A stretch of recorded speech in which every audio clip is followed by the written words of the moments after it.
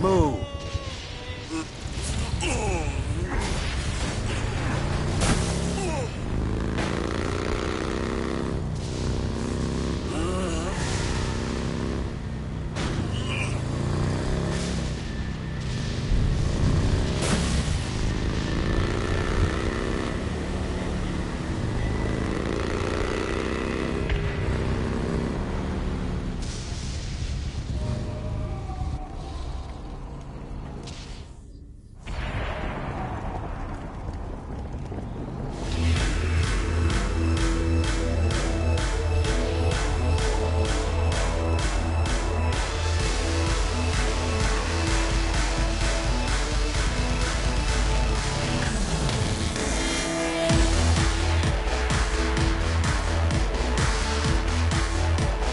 Lights up. William Shakespeare, humanity's greatest playwright, and hell's most diabolical purveyor of entertainment, looks on as a brave mortal on an Orphean quest enters.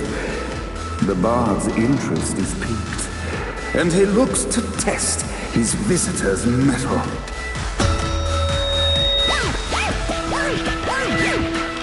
The masked tragedies were used to enemies cowering as they approached. But soon they realized that they faced a foe with courage and nobility, traits uncommon in the fires of perdition.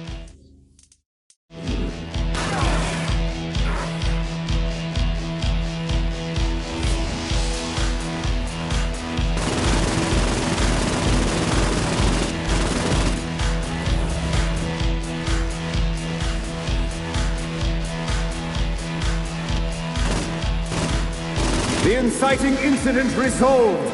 The time had come for rising action. The battle raged on below, and as bullets and blood flew, the bard arched a curious eyebrow. Could this mortal be the exact thing that Shakespeare needed? Arise. And now, Act 3.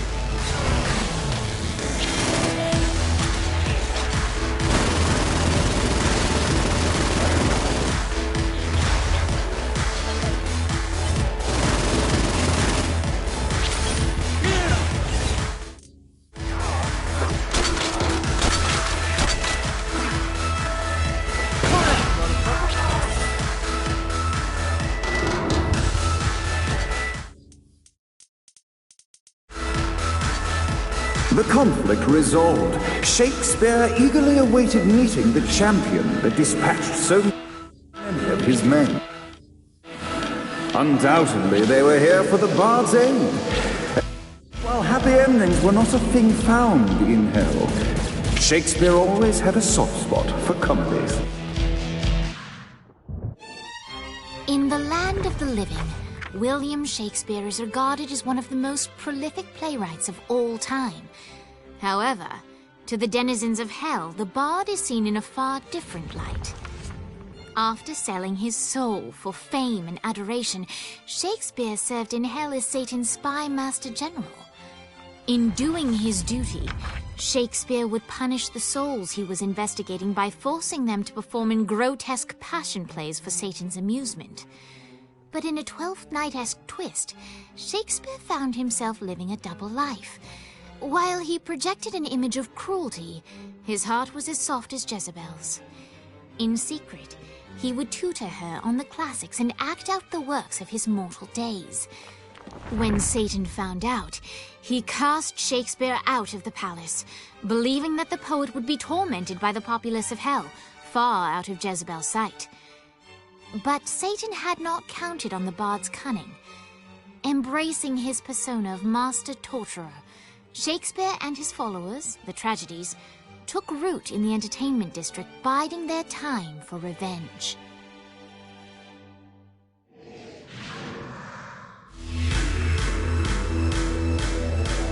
And so, Shakespeare called forth the Deus Ex Machina to bestow our protagonist with the arcane power of Force Stomp.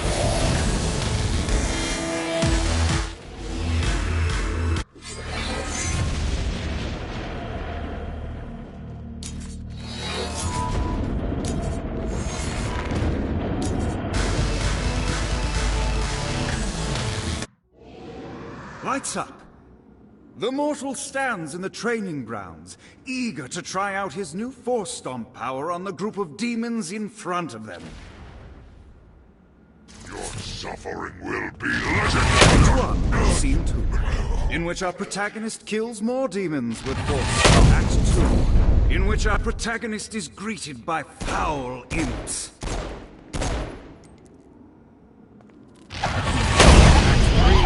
In which our protagonist learns that Force Stomp even works on flying enemies, enabling them to remove a dark inciter. The day is won, and the curtain closes on our noble hero.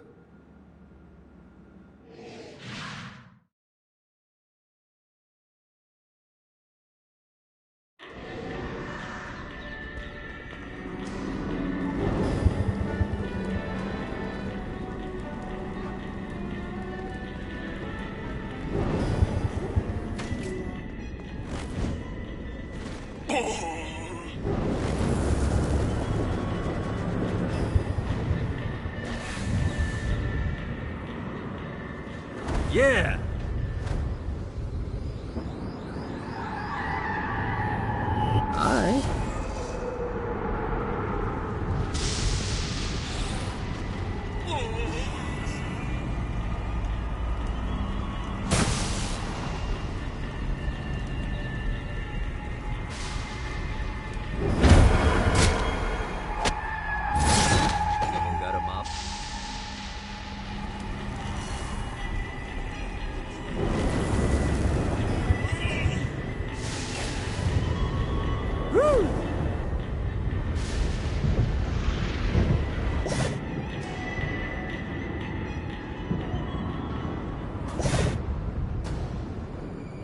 One more.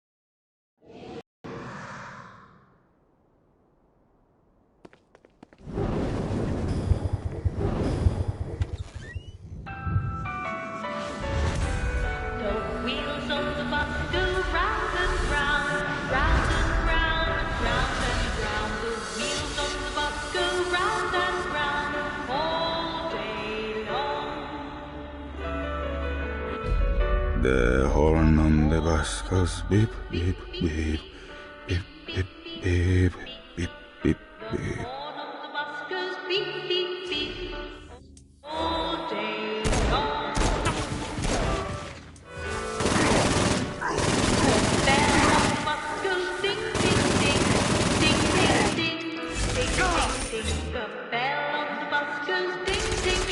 What, if they wanted to torture you, why'd they use the short version of the song? This is the short version.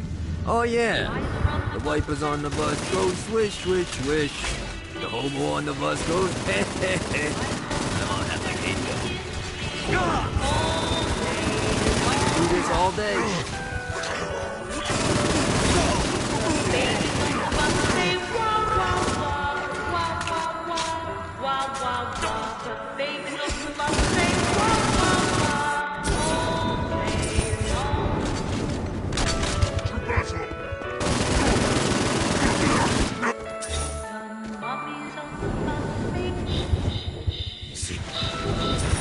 Submit to the demon lord!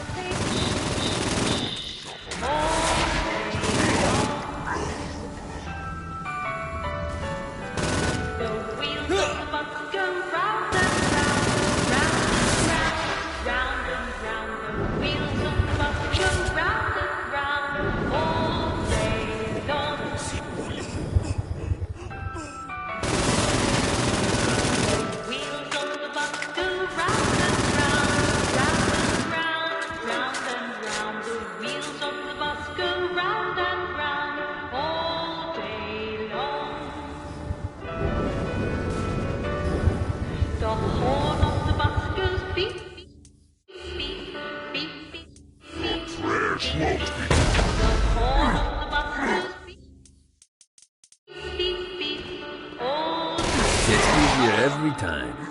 We must end this infernal music! Come, let us return to my castle, so we may plot our next steps in proper surrounds. Johnny led Vlad back to his castle, which since his incarceration became a haven for frat parties and squatters. But the systematic impaling of trespassers would have to wait. Vlad was a man of his word, and was eager to provide intel that could aid in hobbling Satan's armies.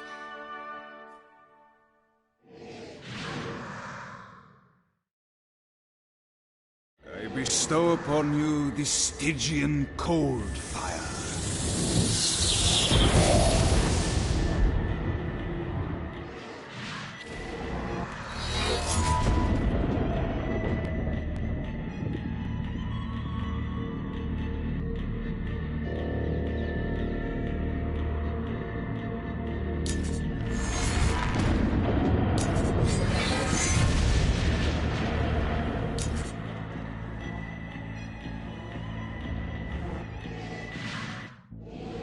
I brought you to this inferno to teach you about the power I have granted you.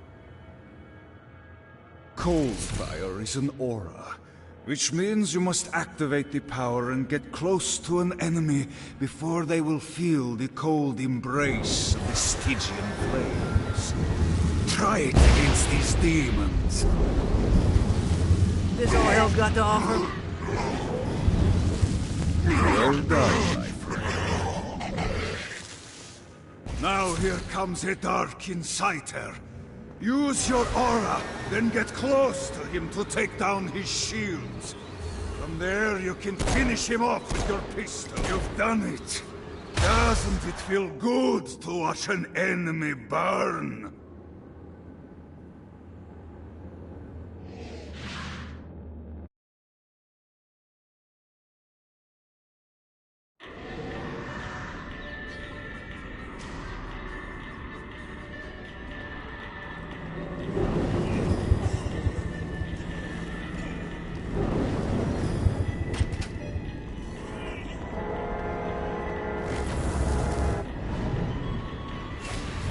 Yeah!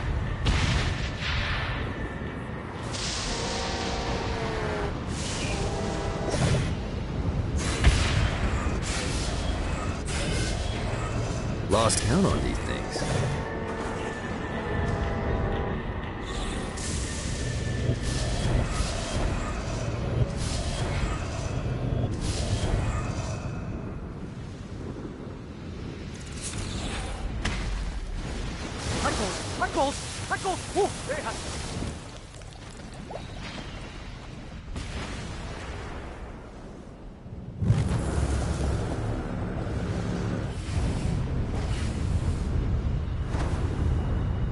Note to self, find a way to control lightning.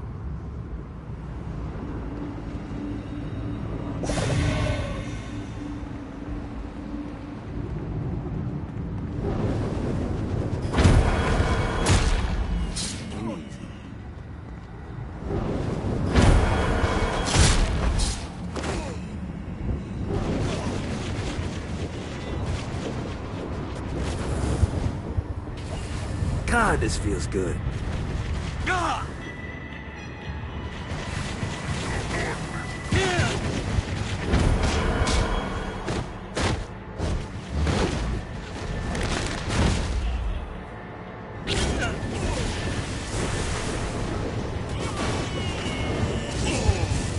Damn it.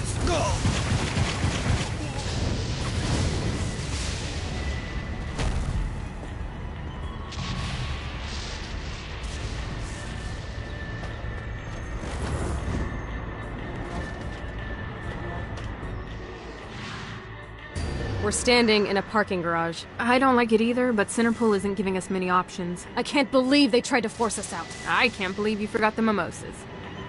I think we have bigger problems. I don't think you realize how much I love mimosas. I can't help but notice that people are trying to kill you. Yeah, they're really big on that here. What did you do? Is now really a good time? We can wait until we're done shooting people. Well, I'm great at multitasking. Remember when we offered you a deal on that airplane and you responded by killing everyone? Yeah. It's like that, but worse.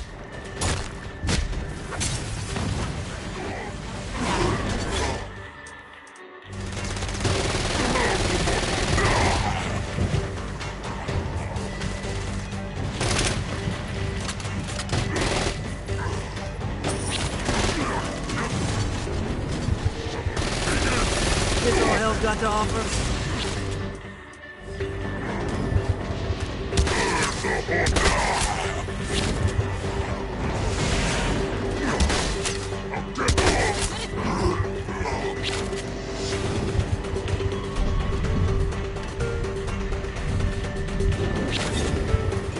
You face him.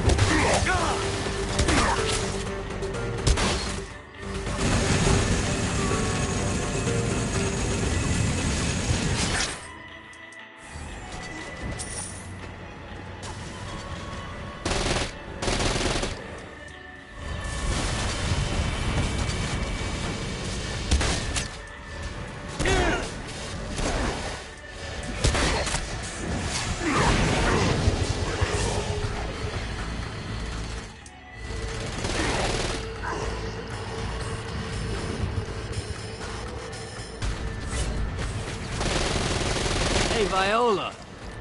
Thought you should know that Kinsey misses you. Really? That's so sweet. Who's Kinsey? You remember Kinsey. She was that hacker that Matt Miller hated. Isn't she crazy? You know, she really grows on you.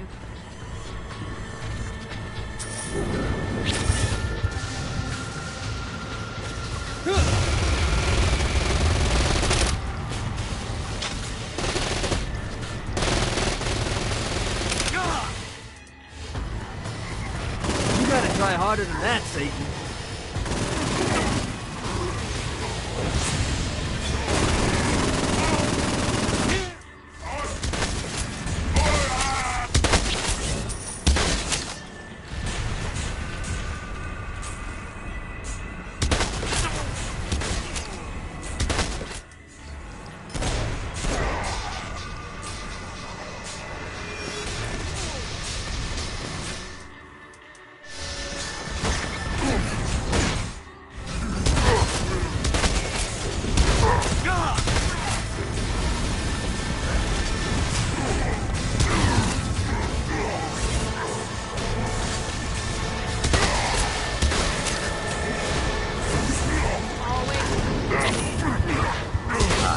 Let's get you two back to Dane. Hooray. After being reunited in Hell, Kiki and Viola wasted no time in doing what they do best: facilitate the running of businesses. However, the De Winter sisters' success did not sit well with other would-be power players in Hell. The sisters' operations all came under attack at once, forcing them on the run.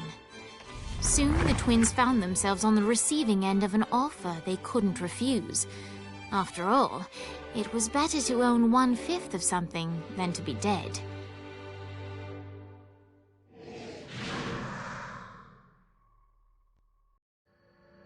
You helped us, now let us help you. Here's a little something made popular by another group of sisters, the Gorgons.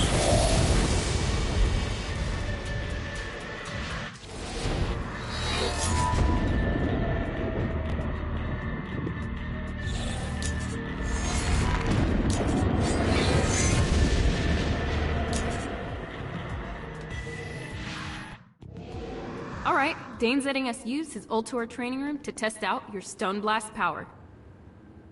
So go ahead and blast these demons to turn them to stone. After they're petrified, you can use your pistol to shatter them. Never should have fucked with me. Nice! Stone Blast is especially useful on flying demons like this one.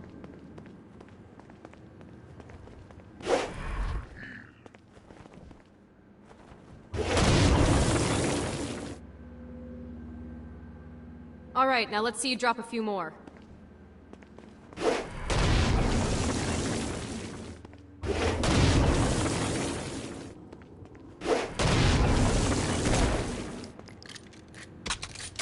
A blast will also take down the shield of a Dark Insider, leaving it vulnerable to gunfire. Take this Dark Insider out. I think you've got the gist of it. Alright, let's go.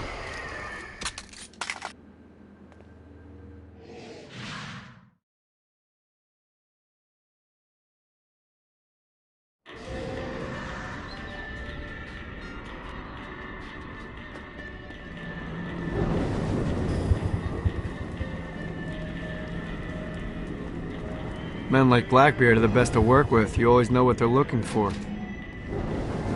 You hate me working for Ultor? No one takes a shot at the boss and gets away with it.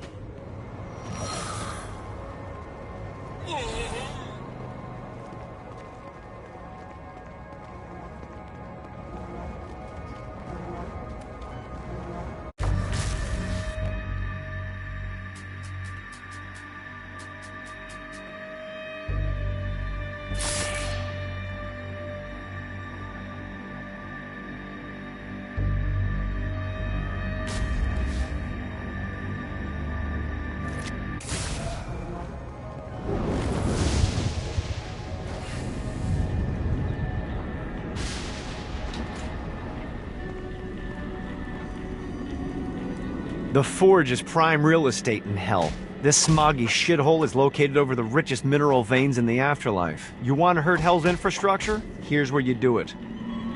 Satan could have avoided all of this if he just listened.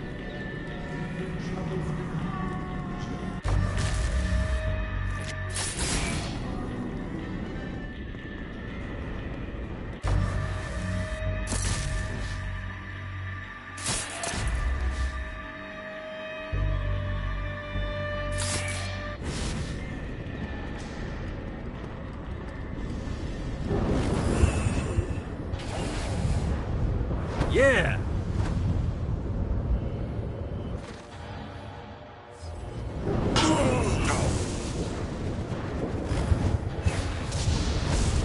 This is bad timing.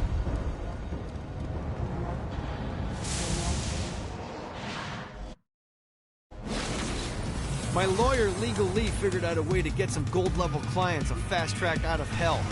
The more abuse you put these guys through, the more you suggested running clients through the designated intersections to boost their punishment. Oh, and dive in front of those vehicles on fire for bonus points. I mean, let's face it, the more they hurt, the sooner we can get these wretched bastards out of here.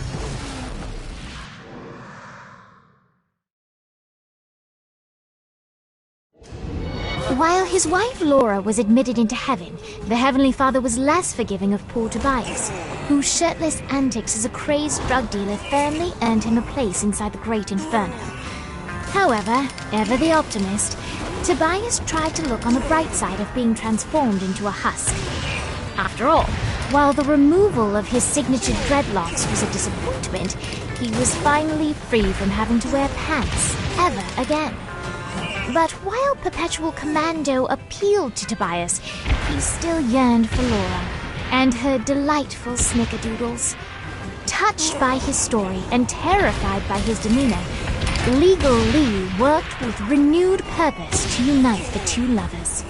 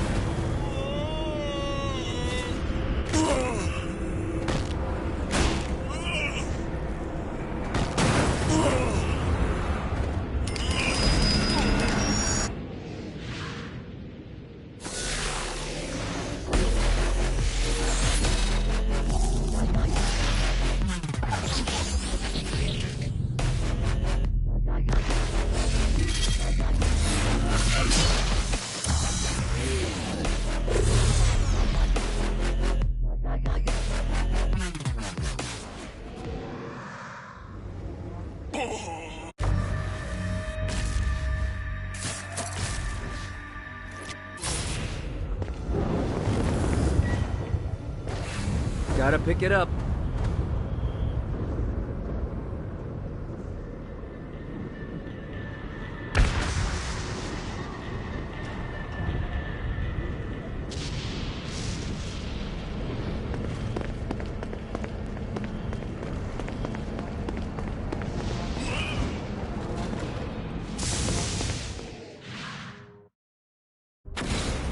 Buddy, let's take this opportunity to stretch those wings. I've set up a rudimentary flight path through the city.